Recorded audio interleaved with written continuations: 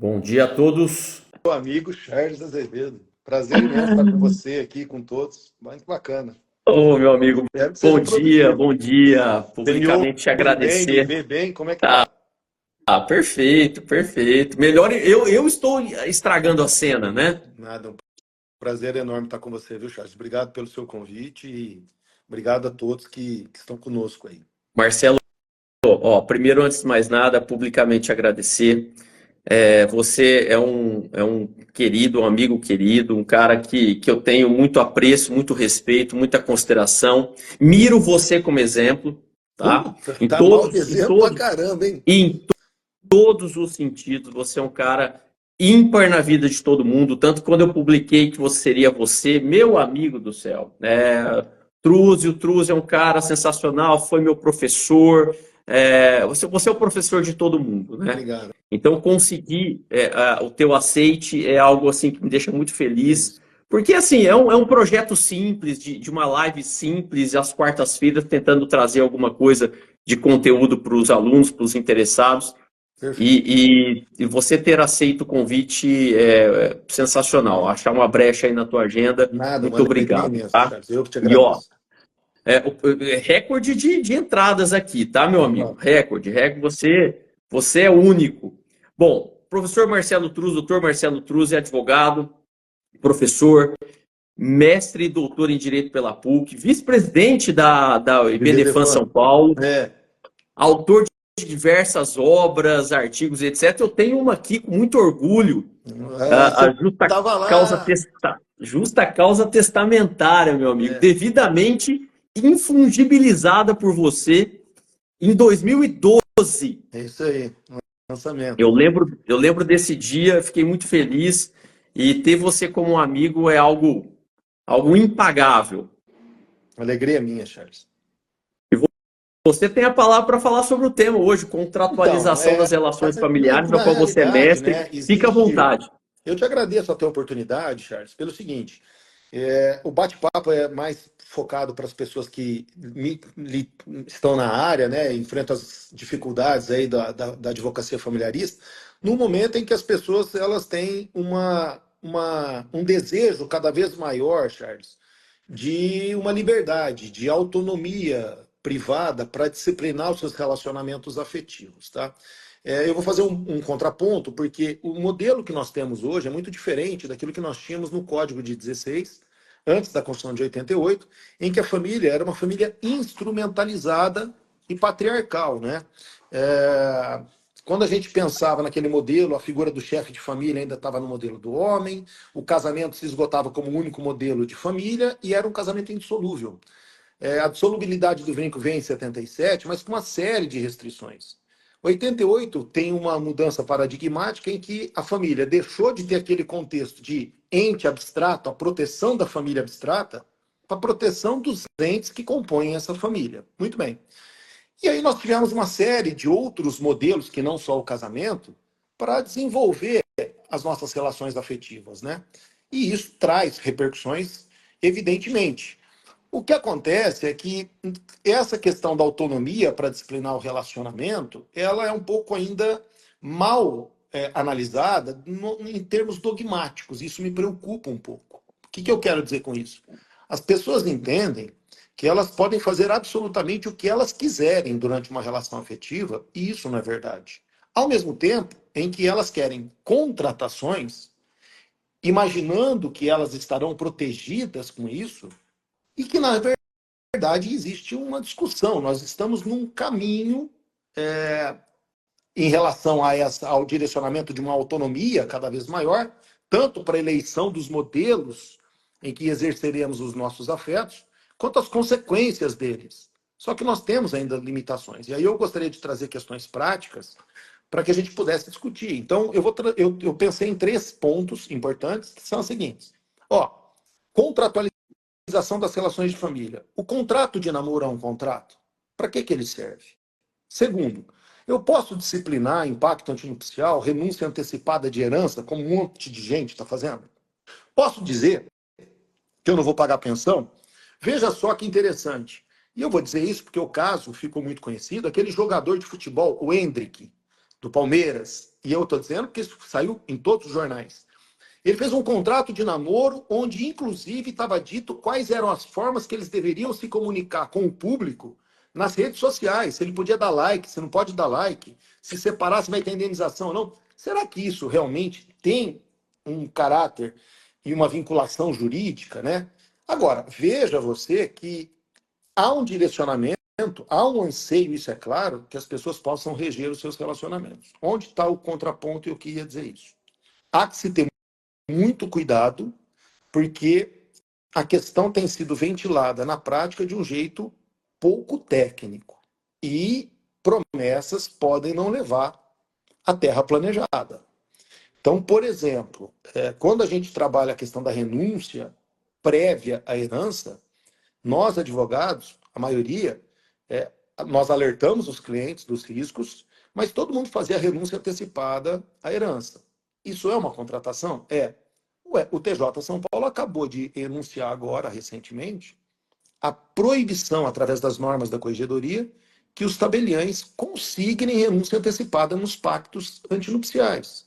Eles entendem que essa cláusula viola uma norma de ordem pública. E aqui há uma primeira limitação. Mas aí a gente vai conversando. Então, assim, são exemplos, né? Contrato, renúncia antecipada à herança, essa questão do contrato de namoro, qual é o efeito que ele tem.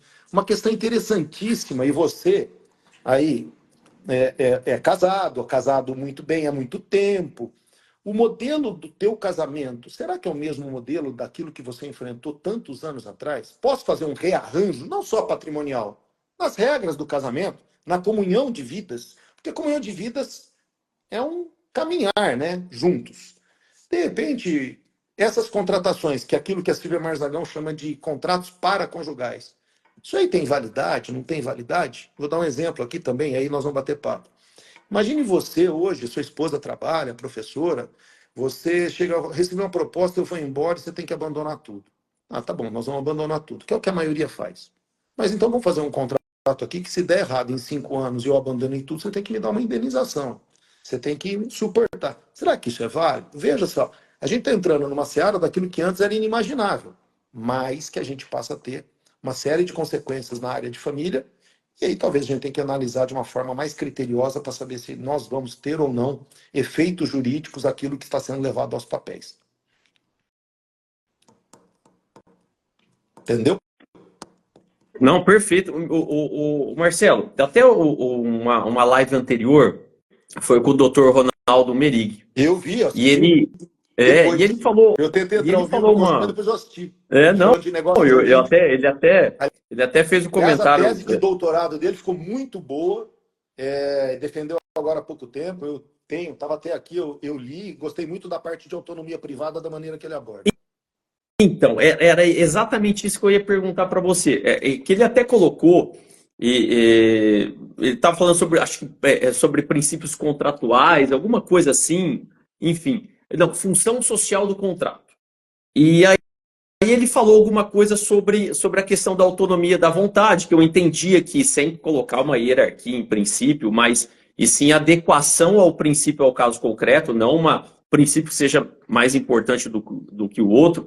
Mas assim, eu entendo como o princípio da autonomia, até eu fiz esse comentário com ele, né? Da autonomia da vontade, é um princípio que eu entendo como um princípio muito, extremamente relevante, porque é a partir dele que são startados todos os outros princípios. E aí. Assim. Não, desculpe. Não, pode falar, meu. Pode falar. Assim, Charles, eu acho que assim, a autonomia privada ela é a base das relações do direito civil, tá? Só que há uma confusão entre autonomia de vontade e autonomia privada. E aí eu vou me permitir ser um pouco mais técnico. Queria deixar um abraço para o Fernando Salser, que é meu amigão aqui, tá aí na live. Muito legal, viu, Fernando? Abraço, querido. E tanta gente querida que eu vejo aí que está entrando. Muito obrigado pela deferência.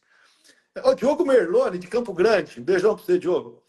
Aí é o seguinte, quando a gente fala nisso, Charles, a gente, primeiro, a autonomia da vontade é a liberdade restrita que nós temos de reger as nossas atitudes com as consequências que elas vão provocar. E nem sempre essa autonomia de vontade ela está em consonância com o ordenamento jurídico. A autonomia privada é a liberdade jurídica em que eu tenho e encontro os limites da ordem jurídica posta. Essa ordem jurídica posta não é só Código Civil. Existe toda uma unidade sistemática em que eu tenho que ter um cuidado para ver se a norma infraconstitucional ela não colide com esses princípios que deixaram de ter só o conteúdo principiológico para se tornar uma norma constitucional, hierarquicamente superior. O preenchimento deles é que é detalhado. Então, assim, a primeira observação que eu faço é, sem autonomia privada, nós não temos direito civil. Agora, a autonomia privada não é uma liberdade irrestrita.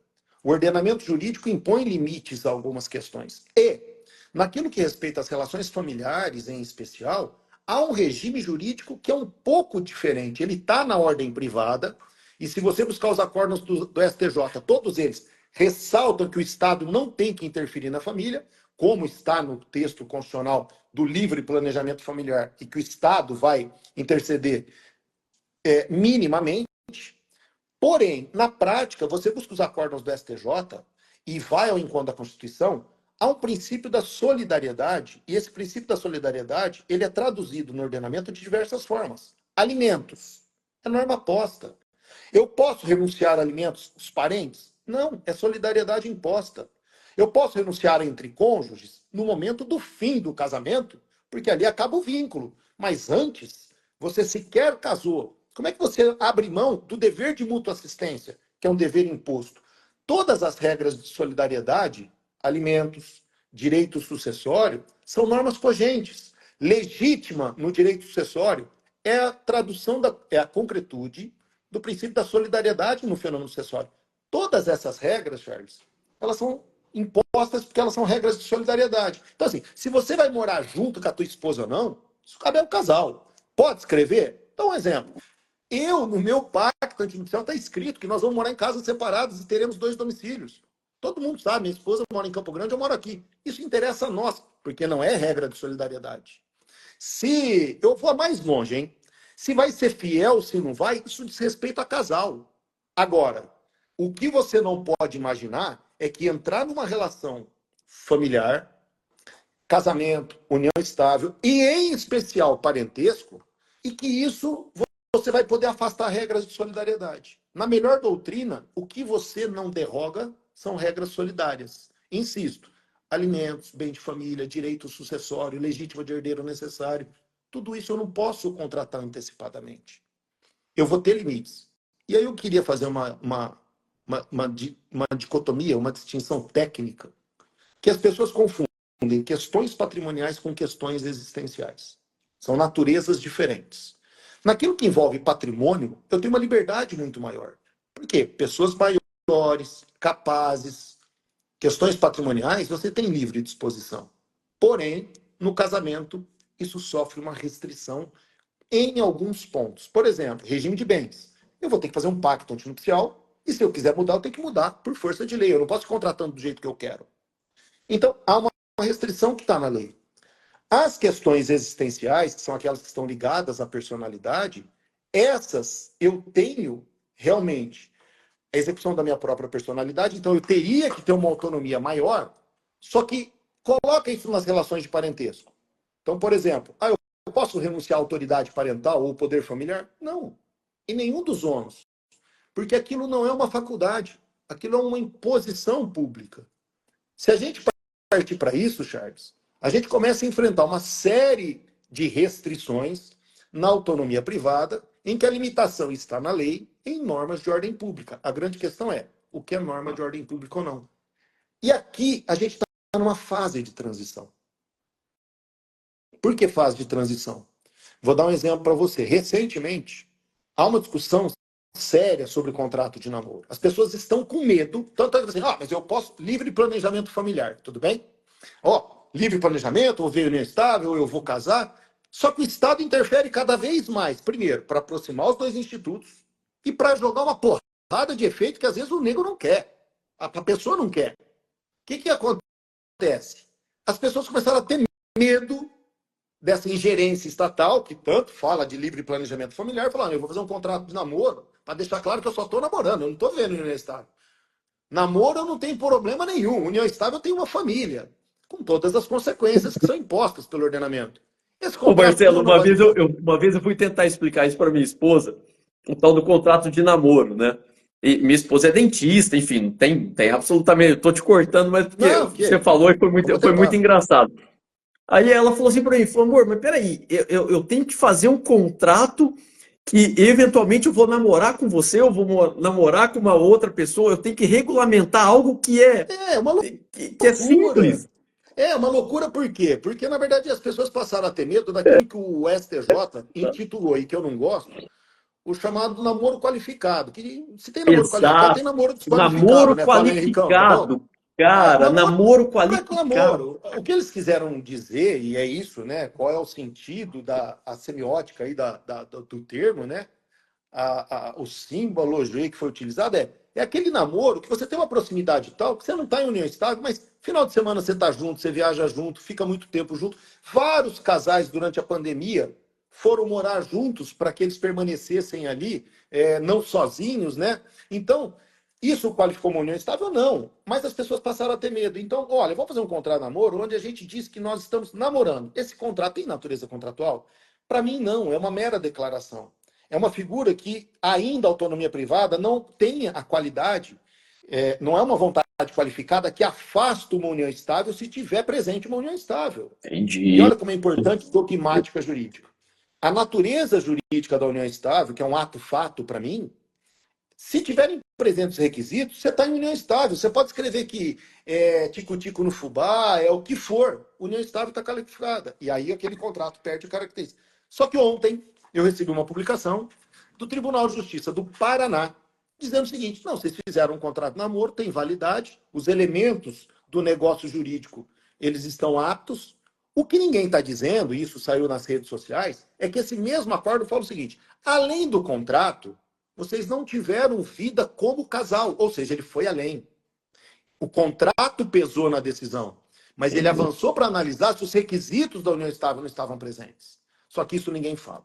Então é assim, há uma tendência de que as pessoas possam cada vez mais dirigir as suas próprias vidas, inclusive no plano afetivo. A preocupação que eu tenho é de que essa liberdade restrita suprima a solidariedade que é própria da família. Charles, você é casado, eu sou casado, e nós sabemos que ninguém sai ileso de relação familiar. Ela é menos trágica quando você não tem filhos. Tendo filhos, a gente sabe que vão ter consequências que são inarredáveis. E as pessoas talvez queiram uma liberdade que o ordenamento ainda não lhes confere. Não, Marcelo, e a gente é do tempo da união estável, né? Ouvindo você falar, estou voltando aqui no tempo, né? Tinha aqueles 2 anos, né? Que você vê a evolução, mesmo você falou a evolução. 1971 de 94. Tá, mas não fala ano, não, Marcelo. Só fala a situação, porque aí você entrega a gente, né? Que tinha que ter 2 anos de união estável, ou filho. E hoje você vê a evolução das relações familiares que você abordou aí de maneira. Marcelo, eu tinha tanta coisa para te perguntar, meu amigo, mas eu vou te poupar da minha ignorância sobre o tema, tá? Porque conversar com você sobre o tema, a gente sempre fica inferiorizado. Marcelo, ó, só agradecer você novamente, todo mundo que entrou, te agradecer do fundo do meu coração. Se você quiser falar alguma coisa aí para despedir do pessoal, e fica o meu agradecimento eterno a você. Eu que te agradeço, é um prazer estar contigo, a gente tem uma relação de amizade muito bacana e receber o seu convite para mim foi extremamente prazeroso. Um abraço a todos, obrigado. Meu grande amigo, fica com Deus, um beijo no coração, um beijo na família e um abraço a todos aí. Fiquem com Deus. Excelente quarto. Tchau, tchau.